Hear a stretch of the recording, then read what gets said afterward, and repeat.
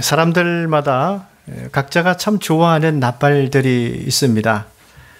한국의 대표적인 지성가요, 또 현대인들에게 새로운 가치관을 심어주기 위해서 노력하셨던 안병욱 교수님은요, 감격과 감사 이 두 단어를 가장 좋아하셨습니다. 그분은 인생을 최고로 사는 지혜란 감격과 감사라 말했습니다. 인생을 행복하게 사는 비결이 무엇입니까? 라고 묻는 사람들에게도 그건 역시 감격과 감사라고 말했습니다. 이 감격과 감사로 충만한 생이 얼마나 좋은지 시편 23편 내 잔이 넘치나이다, 이 다윗의 고백을 빌려서 나의 마음이 감격과 감사로 넘치나이다, 그렇게 말했습니다. 감격할 수 있는 사람이 그 마음에 감사가 깃든다고 말했습니다. 감격이란 무엇입니까? 진한 감동을 말하는 것이죠. 사람에게 진한 감동이 있어야 생명의 진동이 있습니다. 또한 영혼에 영감이 일어납니다. 기쁨이 있게 됩니다. 신이 나게 됩니다. 행복할 수 있는 것입니다. 누가 감격할 수 있을까요? 마음이 맑고 청결한 사람이, 마음이 깨끗한 사람이 감격할 수 있습니다. 그런데 이 깨끗함은요, 저절로 이루어지는 것이 아닙니다. 노력이 필요합니다. 남아프리카 공화국의 인종 간의 갈등 문제를 해결하려 했던 넬슨 만델라는요, 27년간 감옥에 복역했습니다. 그는 감옥에 들어가자마자 무엇을 노력했냐면, 내가 감옥에 있기 때문에 마음이 거칠어져서는 안 된다. 그래서 매일 마음이 거칠어지지 않기 위해서 노력했습니다. 그 덕에 그는 감옥에서 나와서도 비폭력, 평화주의자로 살아갈 수 있었어요. 여러분, 당신은요, 흑인과 백인이 함께 한 장소에서 버스를 기다릴 수도 없었습니다. 같은 곳에 앉아서 밥도 먹을 수 없었습니다. 이 모든 차별적인 문제를 법적으로 다 해결해 놓았습니다. 하나님은요, 이 우리의 마음을 맑게 하시기 위해서 훈계를 말씀하셨죠. 여러분, 훈계라고 하는 것은 무엇입니까? 훈련을 말하고 있는데요, 마음을 씻는 것을 말합니다. 이 훈계라는 단어가 잠언 1장에 나오죠. 그래서 잠언 1장 2절 말씀 보면 지혜와 훈계를 알게 하며 명철의 말씀을 깨닫게 하기 위해서라 하십니다. 그래서 말씀으로 훈계를 받아야, 말씀으로 훈련받아야, 말씀으로 마음을 씻어야 된다는 거예요. 그러니까 무엇으로 이 마음을 맑게 씻을 수 있느냐? 하나님 말씀으로 훈련받을 때 마음이 맑아지고 깨끗해진다는 거예요. 저는 이 하나님의 가르침에 의지해서요, 매일 잠언의 말씀을 읽습니다. 매일 말씀으로 제 마음을 맑게 깨끗하게 씻지 않으면 감격이 사라지게 된다는 것을 알기 때문이죠. 여러분, 한번 생각해 보십시오. 감격이 없는 일상생활, 감격이 없는 가정, 감격이 없는 신앙생활, 감격이 없는 교회, 감격이 없는 사회, 여러분 생각만 해도 삭막하지 않습니까? 우리는 하나님 주신 이 삶을 감격 있게 살아야 되는 것이죠. 그래야 매일 감사하면서 하나님의 은혜 가운데 살아갈 수 있는 것입니다. 선교사님들의 얘기를 들어보면요, 그 선교사님의 자녀들이 어릴 때에 그 부모님에 대한 원망함이 크다고 말합니다. 왜 우리는 이렇게 오지에 살아야 됩니까? 불도 잘 들어오지도 않고 전기도 잘 없는, 왜 이런 오지에 살아야 됩니까? 왜 우리는 끊임없이 주기만 해야 됩니까? 그러다가 그 아이들이 청소년기가 지나가면서 어느덧 훌륭하게 자라 있어요. 우리 부모님이 얼마나 가치 있는 일을 하고 계시는지 깨달았기 때문이죠. 우리 부모님은 탐욕과 이기심을 이기고 자기중심적인 삶을 다 내려놓고 복음으로 이웃을 위해 섬기고 계시구나. 이 얼마나 아름다운 일인가. 그 모습에 감격하며 감사함으로 바뀌어지는 것입니다. 우리가 예수님을 생각하게 되면 어떤 마음이 드십니까? 왜 예수님께서는 부끄럽게도 죄인으로 사는 사람, 접촉하지 말아야 되는 그런 부정한 사람들을 다 만나실까? 그런 마음이 드십니까? 그 반대이죠. 죄인은 물론이거니와 세상에 버려진 사람들, 손가락질 받는 사람들, 부정한 사람들 가리지 않고 다 예수님은 그들 가운데 계시면서 만나주시고 또 그들에게 구원까지 베풀어 주시니 감격스럽고 감동이 됩니다. 이런 마음이 우리 가운데 들 것입니다. 오늘도 우리 예수님께서는요, 예루살렘으로 가실 때에 사마리아와 갈릴리 그 사이길로 가셨습니다. 우리가 그 예수님의 행적을 우리가 읽어보게 되면 감사한 것은 무엇입니까? 인간들이 만들어 온 한계와 속박과 차별의 고통을 넘어서시는 예수님을 만날 수 있다는 거예요. 여러분, 우리가 하는 십자가는 무엇입니까? 인간의 상식을 넘어서는 겁니다. 여러분, 하나님과 죄인은 본래 만날 수가 없습니다. 근데 십자가는 그 상식을 넘어서게 했어요. 하나님과 죄인된 인간이 서로 십자가 안에서 화목하게 되는 것입니다. 여러분, 십자가는 인간이 하나님의 은혜를 받을 수 있는 통로입니다. 십자가는 인간이 하나님 앞으로 나아갈 수 있는 그 소망이 이루어지게 하였습니다. 십자가는 사람과 사람 사이에 갈라놓은 모든 차별과 담을 무너뜨리게 했습니다. 유대인과 이방인들 서로 십자가로 하나 되었습니다. 왕래할 수 있게 되어졌습니다. 우리 예수님께서는요, 십자가 지시기 이전부터 이 모든 인간의 속박과 차별을 다 넘어서시면서 죄인들을 만나셨고, 서로 소통하지 아니하는 사람들도 그 사람 사이를 가셨고, 또 지역과 지역 그 사이까지도 들어가셨습니다. 11절 말씀 보십시오. 예수께서 예루살렘으로 가실 때에 사마리아와 갈릴리 사이로 지나가시다가 되어 있습니다. 사이라고 하는 이 단어는요, 서로 대상과 대상 사이를 연결짓는다는 뜻입니다. 여러분, 예수님이 사마리아와 갈릴리 사이로 지나셨다는 것은 두 지역을 연결시키기 위해서 예수님께서 의도적으로 그곳을 지나가셨다는 뜻입니다. 한 마을에 들어갔습니다. 그러자 나균에 의해서 감염된 나병 환자들이 마을 저 멀리서 예수님을 보았습니다. 이 나병 환자들은 어떤 사람들일까요? 이 병을 앓기 전에 그들은 모두가 어릴 때에 한 동네 안에서 뛰어놀면서 함께 자란 친구들이 있었습니다. 또 가정을 이루었습니다. 가족들과도 행복하게 살았습니다. 이웃들과도 늘 인사하고 서로 왕래하면서 서로 돕고 좋은 관계를 유지하면서 살았습니다. 그리고 생업에 대해서도 열심히 일하면서 살았습니다. 그런데 어느 날 몸에 색점이 생겼습니다. 처음에 별 대수롭지 않게 생각했는데 점점 그 색점이 깊어지더니 살이 움푹 파이게 됩니다. 가족들이 보기에도 이제 눈에 띄게 보여진 거죠. 부인이 말합니다. 여보, 제사장에게 가서 확인해 봅시다. 근데 그 당사자는 이것이 정말 병이라면 어떻게 하나? 나균에 의해서 나병이 되면 어떻게 하나? 지금은 한센병이라고 말합니다마는 염려의 마음으로 제사장에게 찾아가 보았는데 나병이란 진단이 이루어지게 됩니다. 즉시 사랑하는 가족들로부터, 그리고 함께 뛰어놀던 동네로부터, 이웃으로부터 멀리 떠나야만 했었습니다. 여러분, 이들은 다른 것들은 감당할 수 있고 감내할 수 있다 하지만 사랑하는 가족들로부터 떠나야 한다는 것, 정말 가슴이 아팠을 것입니다.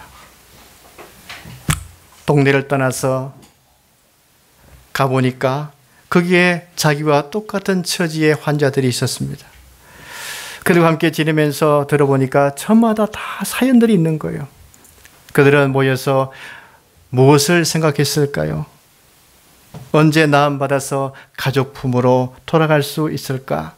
이런 생각들로만 마음이 가득 차 있었을 것입니다. 그런데 그들이 머무는 그곳에 누가 찾아오셨습니까? 누가 들어오셨습니까? 예수님이 들어오시는 거예요. 그들은 자신들이 있는 곳에 예수님이 들어오시는 그 모습을 보는 순간 어떤 마음이 들었습니까? 감사한 마음이 생겼어요. 여러분, 그들은요, 예수님이 계시는 곳으로 찾아다닐 수 없습니다. 그들이 있는 곳은 이곳에 있으면 된다. 이게 정해져 있습니다. 그들은 사람을 만나려고 해도요, 45m 먼 거리에서만 접촉할 수밖에 없습니다. 이렇게 격리된 곳에만 있어야 했는데, 그런데 예수님께서 그들이 있는 마을로 들어오시는 거예요. 여러분, 사실 그들뿐이겠습니까? 우리도 구원의 행복이 어디 있을까 하면서 찾아다닐 수 있지 않겠습니까? 사람들 역시 구원의 행복, 구원은 과연 어디에 있는가? 누가 나를 구원해 줄 수 있는가 하면서 이곳저곳 세상을 향하여 찾아다니지 않겠습니까? 벨기에의 동화극인 파랑새 내용처럼 말이죠. 사람들은 행복한 그 파랑새를 찾기 위해서 신비한 곳을 다 찾아다닙니다. 결국 찾지 못하죠. 집에 돌아와 보니까 파랑새는 어디 있었습니까? 집안 세장에 있었어요. 여러분, 우리가 찾는 구원, 감사의 행복이라고 하는 것은 저 멀리 미지의 세계에 있는 것이 아닙니다. 지금 여기에 있는 것입니다. 지금 여기에서 구원과 감사를 누리지 못하면 앞으로도 누리지 못합니다. 저 미래의 미지의 세계에 누리지 못합니다. 그런데 우리는 왜 지금 여기에서 구원과 이 감사, 이 구원의 행복을 누릴 수 있습니까? 예수님이 우리 곁에 와 계시기 때문인 것입니다. 우리 가운데 계시기 때문인 것입니다. 오늘 이 나병 환자들이 먼저 감사해야 하는 것은요, 예수님께서 그들이 있는 곳으로 들어오셨다는 거예요. 내가 있는 곳으로 예수님이 오셨다는 거예요. 그리고 또한 그들이 감사할 수 있는 것은요, 예수님을 바라보면서 45m지만 보이지 않습니까? 100m도 보이는데요, 예수님을 보면서 소리 높여 간구할 수 있음에 그들은 감사했습니다. 예수 선생님이여, 우리를 불쌍히 여기소서. 이제 우리가 예수님의 이름을 부르며 간구할 수 있게 되었구나. 이제 우리에게 소망이 생겼구나. 그런 마음으로 그들은 간구했을 것입니다. 사랑하는 여러분, 우리는 매일 기도합니다. 새벽에도 기도합니다. 순간순간 기도합니다. 여러분, 우리가 기도하면서 예수님 이름을 부르면서 정말 내가 기도할 수 있음에 감사하면서 기도하고 있습니까?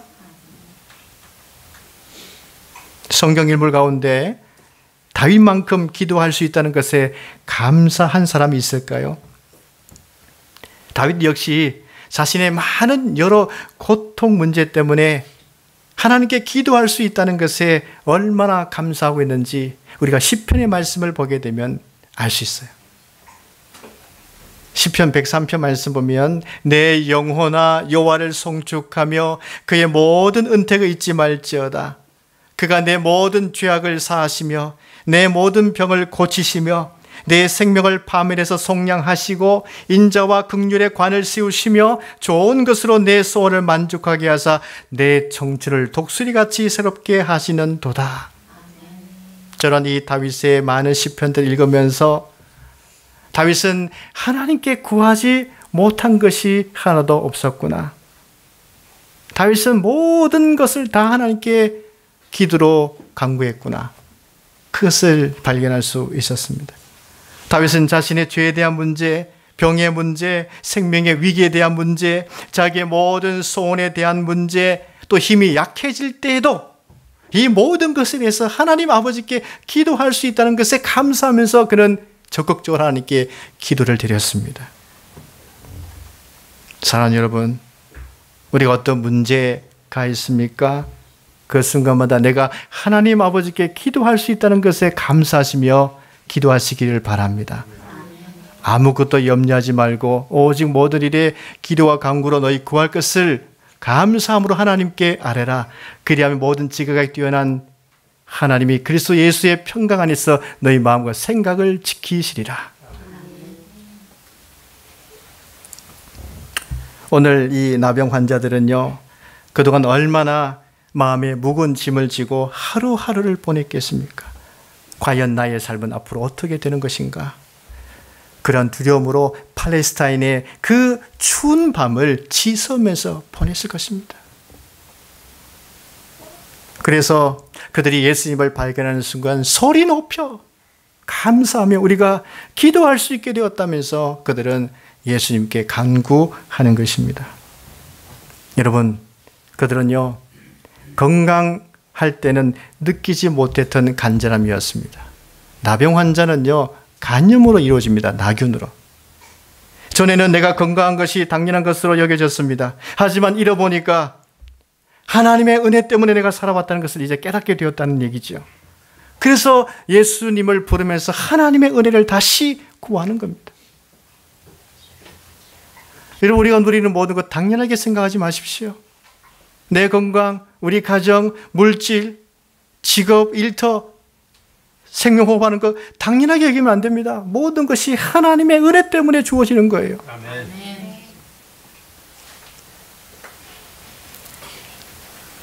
구하는 그들의 소리에 예수님은 어떻게 하셨습니까? 소리를 들으시고 그들을 보셨습니다. 여러분, 소리를 듣는 것은 나의 선택이 아닙니다. 내가 선택하지 않아도 소리는 들려지는 것이죠. 좀 전에 우리 이서연이가 해금으로 오직 주의 사랑에 매여 특주했습니다. 소리가 들려졌죠. 근데 우리가 다 쳐다보았습니다. 소리는 들려지는 것은 내 선택이 아니지만 쳐다보는 것은 내 선택으로 가능합니다. 왜 쳐다봅니까? 너무 귀하고 좋기 때문에, 너무 감사하기 때문에, 사랑스럽기 때문에.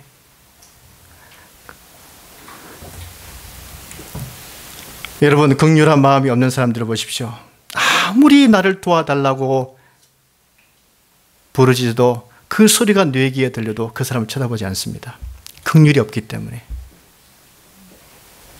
어떤 사람이 그 사람을 향해 쳐다볼까요?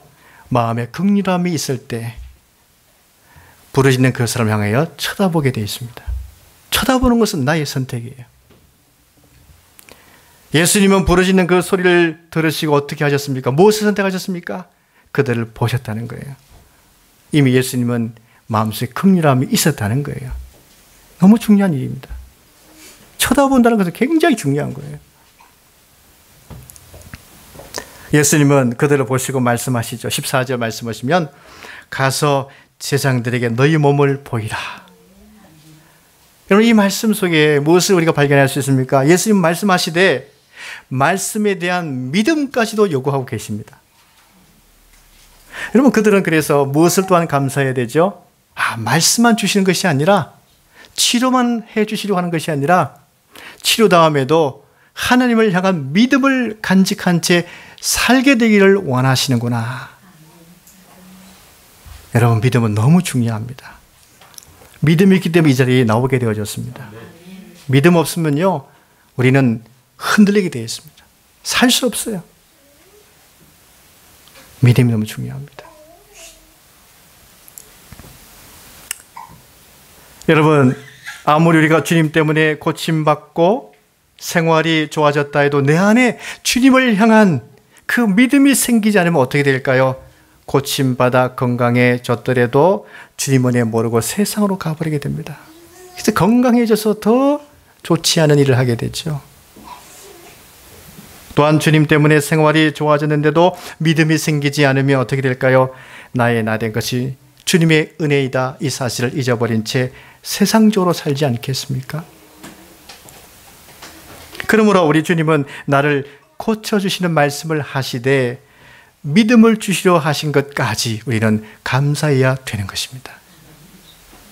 그래야 건강할 때, 또 내가 잘 되었을 때에 더욱 주님께 영광을 올려드리며 삶을 살아낼 수 있기 때문입니다. 그들은 어떻게 되었습니까? 말씀을 듣고 제사장에게 가다가 깨끗함을 받았습니다. 예수님께서 제사장에게 가서 몸을 보이라 하신 이유가 있죠. 유대인법에 의하면 제사장이 다 진단하게 되어 있습니다. 제사장이 괜찮다. 그러면 괜찮은 거예요. 그들은 제사장에게 갔습니다. 깨끗하여졌음을 확인하게 되어졌습니다. 여러분, 깨끗하게 되었던 그들이 무엇을 가장 먼저 생각했을까요? 이 기쁨을 빨리 누구에게 알려줘야 할 것인가? 가장 이 기쁨을 알려주고 싶은 대상이 생각나지 않았겠습니까? 여러분 같으면요, 시험에 합격하게 되면은 막 누구에게 먼저 알려주고 싶습니까? 여러분 같으면 이런 질고에서 고침받았을 때에 누구에게 가장 기쁨을 나누고 싶습니까? 우리 교우들은 믿음 있기에 하나님이신 줄로 믿습니다. 하나님 감사합니다. 하나님 감사합니다. 하나님께 이 기쁨을 나누는 것이 되어야 되죠. 그런데 10 중 9은요, 하나님보다도 다른 곳으로 가버렸어요. 그런데 그들 중에 이 한 사람은 큰 소리로 하나님께 영광을 돌렸습니다. 분명히 그는 하나님께 영광을 올려드리며 찬송하면서 회개의 눈물을 다시 흘렸을 것입니다. 그래서 그의 심령은 깨끗해지고 맑아졌습니다. 마음이 청결해졌습니다. 감격이 일어나게 된 것입니다. 그래서 예수님께 대한 감사한 마음이 생겨났습니다. 그는 누구에게 제일 먼저 돌아왔습니까? 예수님께 돌아왔어요. 여러분, 이전보다 형편이 나아졌다고, 고민이 풀어졌다고, 고통의 문제가 해결되어졌다고 문제를 받았으니 세상으로 나가버리면 안 됩니다. 고통의 문제가 해결되어졌기 때문에 이제 하나님의 은혜에서 사는 것이 시작되어졌습니다. 너무 중요한 말입니다. 이제 내 문제가 해결되어졌기 때문에 하나님 은혜에 사는 것이 시작된 거예요. 그럼 계속 하나님 은혜 안에 거해야 되는 거예요. 그는 예수님께 돌아와 발 아래 엎드렸습니다. 내가 무엇으로 감사할 수 있을까? 무엇이 가장 감사한 것일까? 주님 앞에 나와 엎드려 예배 드리는 것이 가장 감사를 표현하는 것임을 이가 깨달았어요. 그는 감사의 마지막 단계인 내가 주님께 엎드려 예배 드릴 수 있다는 것에 감사했습니다. 그는 누구입니까? 유대인도 아닙니다. 바로 이방 사마리아인이었어요. 여러분, 그도 얼마나 참된 하나님을 찾기 위해서 목말라 했을까요? 이방인, 당신은 차별 대우를 받았습니다. 그리고 어떻게 하면 나를 구원하실 그 하나님을 만날 수 있을까? 그런데 예수님께서 먼저 그에게 찾아오셨단 말입니다. 이 사실을 깨닫고 얼마나 감격스러웠을까요? 그런 마음으로 주님께 돌아와 엎드려 예배를 드린 것입니다. 무엇을 결단했을까요? 내가 주님을 영원토록 나의 주님으로 섬기리라. 이 믿음을 가지고 주님 앞에 돌아와 엎드려 예배를 드렸습니다. 우리 예수님 뭐라고 말씀하셨습니까? 내 믿음이 너를 구원하였느니라. 예수님께 돌아온 그 사람이 그 믿음 때문에 온전한 구원을 받을 수 있었습니다. 그는 계속 그때부터 하나님의 은혜 안에서 삶이 시작되어졌습니다. 이것이 바로 감사의 능력인 것입니다. 감사는 무엇을 낳습니까? 믿음을 낳습니다. 그리고 주님과 함께하는 구원의 열매를 맺는 것입니다. 우리 모두 이 감사함으로 구원의 온전한 열매, 하나님의 은혜 안에 사는 삶의 열매를 맺는 우리 모두가 될 수 있기를 주의 이름으로 축원합니다.